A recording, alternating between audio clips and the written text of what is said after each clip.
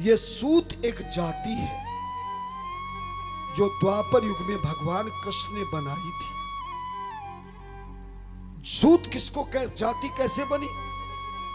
पहले राजा लोग कभी कभी शिकार करने गए या किसी नगर में घूमने गए, उनको कोई कन्या पसंद आ गई तो वो लोग शादी कर लेते थे। वो जाति पाति नहीं देखते थे। बहुत कथाएं ऐसी है। तो क्षत्रिय जाति का राजा और ब्राह्मण जाति की पत्नी जब दोनों का संसर्ग होता है, दोनों के माध्यम से जो संतान पैदा होती है, भगवान कृष्ण ने उस संतान की जाति का नाम सूत जाति रख दिया। सूत कहते धागे को, और धागा काम क्या करता है? तोड़ने का करता है कि जोड़ने का? हाँ। जो अलग हुए दो चीजों को जोड़ दे उसको सूत कहते हैं। बात समझ गए? क्षत्रिय जाति का पति ब्राह्मण जाति की धर्म पत्नी, दोनों के द्वारा जो संतान पैदा होगी वो सूत जाति कहलाई। ध्यान देना। इसलिए और इसके अतिरिक्त एक दूसरी जाति के इंटरकास्ट में जो शादी होती है, उनसे जो संतान पैदा होती है, ये भले हम पति की जाति या माता की जाति मान ले, मगर शास्त्र कहता है दो अलग अलग जातियों के पति पत्नी से होने वाली संतान वर्ण संकर कहलाती है। क्या कहलाती है? वर्ण संकर। उसकी कोई जाति, उसकी जाति वर्ण संकर जाति होती है। ध्यान देना भैया, कथा सुनो। तो ये सूत जाति द्वापर युग में थी। इस जाति को काम क्या दिया? इस जाति को काम दो दिए। एक तो घोड़ों का पालन करना, घोड़े होते ना, दूसरा रथ को चलाना। दूसरा रथ का जो सारथी बनता था, घोड़ों का जो पालन करने वाले थे, वो केवल सूत जाति के ही लोग करते थे। लेकिन धीरे धीरे जैसे जैसे द्वापर युग समाप्त होने लगा तो लोगों ने रथ पे चलना बंद कर दिया। बैलगाड़ी आ गई, फिर दूसरी गाड़ी आ गई, तो इन सूत जाति वालों का धंधा चौपट हो गया। ना तो घोड़ों की सवारी करता कोई, ना रथ बनवाता। जब भूखे मरने की बात आई, एक दिन कृष्ण भगवान वेद व्यास जी और सब बैठे, विद्वानों ने कहा कि इस सूत जाति में ब्राह्मण की शक्ति है और क्षत्रिय की शक्ति है। दो शक्ति से सूत जाति बनी है। तो क्षत्रिय जाति का काम तो ये कर चुके हैं, घोड़ों को चलाना, घोड़ों की सवारी करना, रथ चलाना, लेकिन ये ब्राह्मण का काम भी कर सकते हैं। और सभी ब्राह्मण पंडित कर्म करेंगे, कर्म कांड कराएंगे, मगर सूत जाति के लोग कथा करेंगे। इन जाति के लोगों को वेद व्यास जी ने पुराणों की सत्संग करने का आदेश कर दिया और विद्यालय खोला और सारे सूत जाति के लोगों को पुराणों का अध्ययन कराने लगे। लेकिन महाराज, अध्ययन करना तो अलग होता है, लेकिन इंटेलिजेंट बनना एक अलग होता है। उनमें से एक रोमहर्षण,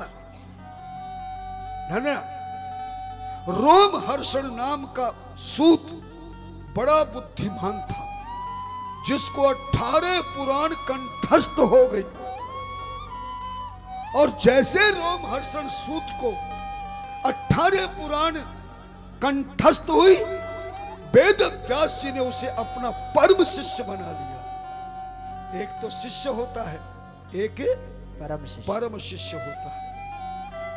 बताऊंगा आगे परम शब्द का अर्थ क्या होता है। हिंदी में जिस शब्द से पहले परम शब्द लग जाए तो उसका अर्थ क्या होता है, आगे बताओ।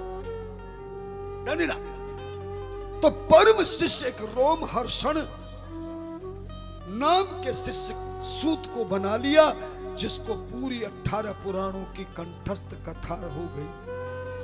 वेद व्यास ने कहा, बेटा जाओ, तुम मेरे शिष्य बन गए हो, अब तुम अपनी संतान को भी 18 पुराण की कथा कंठस्थ कराना। उसकी एक ही बेटा था जिसका नाम था उग्रश्रवा। क्या नाम था? उग्रश्रवा। उग्रश्रवा नाम का बेटा जब पैदा हुआ तो रोमहर्षण सूत ने अपने बेटे को भी 18 पुराणों की कथा कंठस्थ करा। अब कंठस्थ तो हो गई, मगर सत्संग कहां करे? अब मान लो मैंने पूरी शिव पुराण का 7 साल तपस्या करके तैयार किया, मगर कोई कथा कराने के लिए बुलावे नहीं तो घर में थोड़ी कथा होगी। अब वेद व्यास के पास गए, बोले महाराज कथा तो कंठस्थ हो गई, लेकिन करे कहां? अब किसी के घर में जबरदस्ती पंडित जी कथा करने घुस जाए तो भी ना करावे आजकल यजमान। आजकल कथा कराने वाला भी पहले कथावाचक को तोलता है, फिर मोलता है, फिर बोलता है। हाँ महाराज, एक दिन वेद व्यास जी ने भगवान से प्रार्थना करी, भोलेनाथ से, कि मैंने अपने शिष्य को 18 पुराण की कथा कंठस्थ कराई है, इसका आयोजन तो लगातार कहीं बंधवाओ। अचानक ब्रह्मा जी के मानस पुत्र जिन ऋषि का नाम था सोनक जी, ध्यान से सुनना कथा को, पहली बार सुन रहे हो, रोजाना की कथा है और हमेशा याद रखनी है। सोनक नाम के ऋषि जो ब्रह्मा के मानस पुत्र थे, वो बड़े ज्ञानी थे। वो इतने ज्ञानी थे कि उन्होंने 88,000 ऋषियों को शिष्य बना लिया। कितने ऋषियों को बनाया? 88। और हमेशा 88,000 ऋषियों के साथ में ही वो भजन पूजन करते थे। एक दिन सोनक जी ने अपने शिष्यों से कहा कि बोले अपन एक बहुत बड़ा यज्ञ करें जो 12 साल का हो, जो ब्रह्मा जी ने किया था। सारे ऋषि तैयार हो गए, पर सोनक जी बोले कि यज्ञ करने की जगह कहां है? तो सीधे वेद व्यास के पास गए, बोले महाराज हम यज्ञ करना चाहते हैं, पर ऐसा स्थान बताइए जहां हमारा यज्ञ पूर्ण बढ़िया जगह हो। वेद व्यास जी ने कहा एक काम करो, मैं नहीं बताऊंगा, ब्रह्मा जी के पास चले जाओ। ब्रह्मा जी बताएंगे। उन्होंने 12 साल का यज्ञ किया है पुष्कर राज में। सारे सोनक आदि 88,000 ऋषि कहां पहुंचे, जोर से बताओ। अभी बताया था मैंने, ब्रह्मा जी के पास। ब्रह्मा जी के जाके विनती करी, महाराज कोई पृथ्वी पर ऐसा जगह बताइए जहां हम यज्ञ कर सके। ब्रह्मा जी ने ध्यान किया तो ब्रह्मा जी के हाथ में एक चक्र आ गया। क्या आ गया? चक्र। जोर से बोलो। चक्र। एक चक्र आया। सोनक आदि 88,000 ऋषि से ब्रह्मा ने कहा सुनो, मैं इस चक्र को पृथ्वी पर छोड़ रहा हूं। इस चक्र के पीछे पीछे तुम्हें यात्रा करनी है। यात्रा करते करते ये चक्र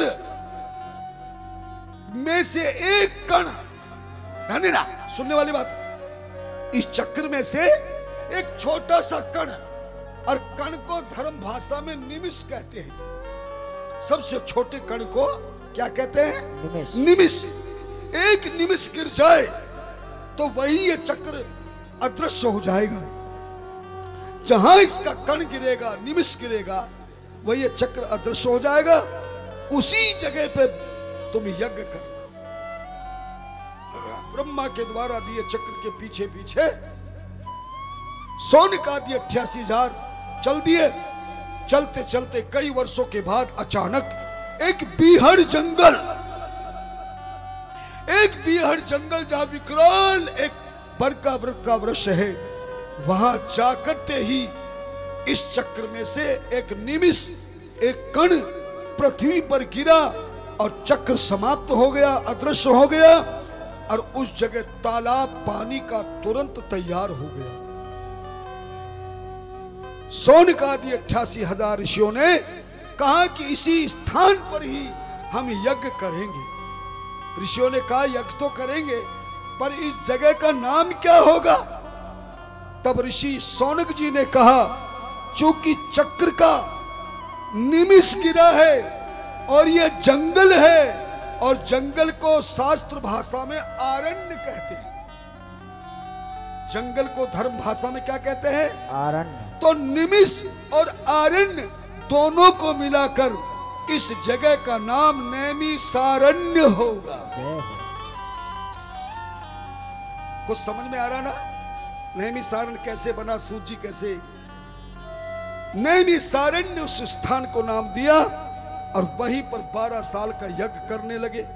अब यज्ञ शुरू हो गया तो ऋषियों ने कहा कि महाराज सुबह से लेके दोपहर तक तो हम यज्ञ करते हैं, भोजन करके फिर हम सो जाते, आराम करते हैं, मगर शाम को खाली रहते हैं। और जब भी आदमी कितना धर्मात्मा हो, खाली समय मिलेगा तो वो धर्म की बात नहीं करेगा, फिर तो घरवाला घरवाली की, घरवाली घरवाले की, या पड़ोसी की या पड़ोसन की, या रिश्तेदार की या कारोबार की या व्यापार की या किसी के। अब ऋषि आपस में ऐसी बातें करने लगे। सोनक जी ने कहा, ऋषियों खाली समय में धर्म की बात बोले, महाराज क्या करें?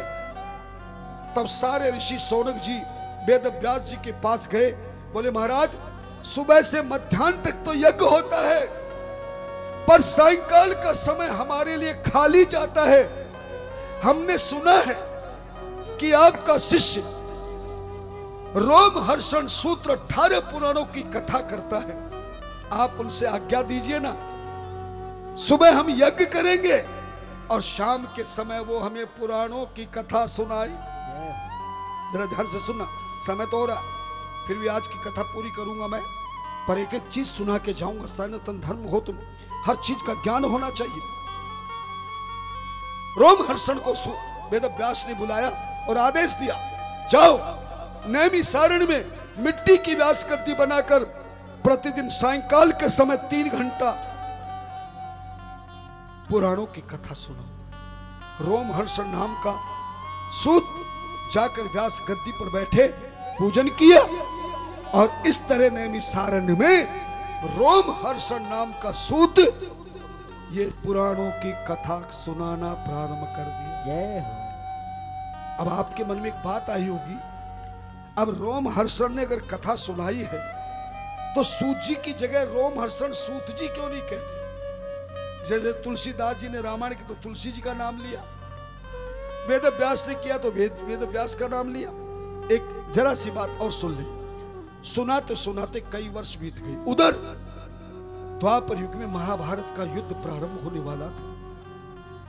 अर्जुन को कृष्ण मिल गए, दुर्योधन को सेना मिल गई। इधर बलराम ने सोचा कि दुर्योधन मेरा मित्र है।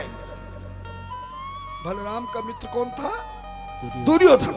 और अर्जुन मेरा बहनोई है, रिश्तेदार है। अब कृष्ण ने तो अपना पीछा छुड़ा लिया कि अर्जुन ने कृष्ण को मांग लिया, और अक्षौणी सेना दुर्योधन ने मांग ली। मगर बलराम जी बोले मैं बड़ा हूं, अगर मेरा बंटवारा हुआ, अगर दुर्योधन की तरफ से युद्ध करूंगा तो अर्जुन रिश्तेदारी बिगड़ जाएगी, और अर्जुन की तरफ से युद्ध करूंगा तो मेरे मित्रता खत्म हो जाएगी। एक दिन कृष्ण से बोले, कृष्ण कोई उपाय बताना, मैं कैसे युद्ध से पीछा छुड़ाऊं, मैं युद्ध में रहना ही नहीं चाहता। तो भगवान कृष्ण तो लीलाधारी है, उन्होंने हंस के कहा, बलराम जी भाई साहब आप तीर्थ यात्रा को क्यों नहीं चले जाते? अच्छा बहाना। कोई आदमी कहीं जाना ना चाहे, कहे कि मैं तो हरिद्वार में तीर्थ कर रहा हूं, तो कोई रोकेगा क्या? बलराम जी बोले बहुत अच्छा। अब बलराम जी तीर्थ यात्रा करने चले गए, और यात्रा करते करते अचानक वो अभी नैमिषारण्य पहुंच गए। और नैमिषारण्य में कथा कौन सुना रहा था? सूत जी। जोर से बोलो। सूत जी महाराज। रोमहर्षण सूत जी महाराज। और किसको सुना रहे थे? सोनक आदि 88,000 ऋषियों को। अब जैसे बलराम जी गए तो सारे ऋषि सोनक जी ने खड़े होकर के बलराम जी को प्रणाम किया, मगर व्यास गद्दी का नियम है, व्यास गद्दी पे बैठने वाले की उम्र नहीं होती, व्यास गद्दी पर बैठने वाले की जाति नहीं होती। व्यास गद्दी पर वही बैठता जिसके पास बुद्धि हो, ज्ञान हो, विद्वान हो, पर अभिमान ना, अज्ञान ना। धन्यवाद। बहुत सुंदर कथा है, पहली बार सुन रहे हो। बलराम जी ने देखा कि शौनक आदि 88,000 ऋषियों ने मेरा सम्मान किया, मुझे माला पहनाई, हाथ जोड़ के प्रणाम किया, सिर झुकाया, और ये सूत नीच जाति का, इसका बाप क्षत्रिय, इसकी मां ब्राह्मणी, आज इसको व्यास गद्दी पे बिठा दिया तो इतना अभिमानी हो गया, इतना अभिमानी कि मुझे प्रणाम भी नहीं किया। अब जैसे सूत जी की ओर गुस्से में बलराम जी ने देखा तो व्यास गद्दी पे बैठने वाला तो मुंह सुझाता नहीं, हंसाता है, जो नाराज होता उसे भी मनाता है। जैसे सूत जी महाराज ने बलराम जी को मुस्कुरा के हंसाया, अब क्रोधी आदमी के सामने कोई हंस ले तो क्रोध बढ़ेगा कि कम होगा? और आग बबूला हो गए। बलराम जी ने तिनका उठाया, चक्र सुदर्शन बनाया, बोले जा करके इस सूत का गला काट कर अलग कर दे। वैसे ही घास के तिनके का महाराज उठा के जो दिया, बलराम जी ने फेंका, रोम हर्षण की गर्दन धड़ से अलग हो गई, कथा बंद हो गई। तभी शौनक जी ने कहा, बलराम जी आपने ये क्या किया, ये तो ब्रह्म हत्या हो गई। बलराम ने कहा इसने मेरा सम्मान नहीं किया। तब शौनक जी ने समझाया, व्यास गद्दी का वसूल है, जो व्यास गद्दी पर बैठ गया, अगर पुत्र भी बैठा है और पिता आ जाए तो पिता ही व्यास गद्दी को प्रणाम करेगा, व्यास गद्दी पे बैठा पुत्र किसी को प्रणाम नहीं करेगा।